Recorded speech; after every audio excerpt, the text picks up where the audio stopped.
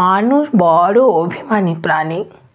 সে চায় তার মন খারাপ হলে প্রিয় মানুষটাকে না বললেও সে বুঝে ফেলুক।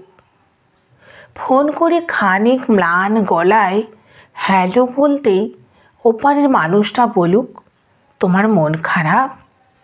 তার এলোমেলো চুল, খানিকটা লাল চোখ দেখে বলুক, তোমার ঘুম হয়নি রাতে? দুঃস্বপ্ন দেখেছ? টেনশন করছো কিছু নিয়ে? সে চায় মানুষটা বুঝুক কখন শক্ত করে বুকের সাথে চেপে ধরতে হয়, চোখের সামনে আলতো করে হাত ছুঁয়ে বন্ধ করে দিতে হয় চোখের পাতা। সে চায় মানুষটা বুঝুক কখন হাতের মুঠোয় হাত রাখতে হয়, ফিসফিসিয়ে বলতে হয়, আমি তো আছি, তবে মন খারাপ কেন?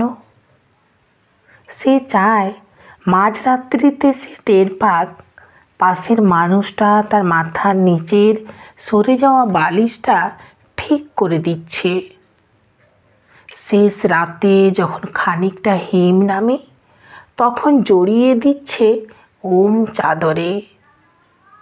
সে চায় তার জন্য মাঝ রাত্রিরেও কেউ বাড়ি ফেরার অপেক্ষায় থাকুক, মনে রাখুক তার জন্মদিনের কথা, প্রথম দিনের কথা, স্পর্শ অনুভূতির কথা।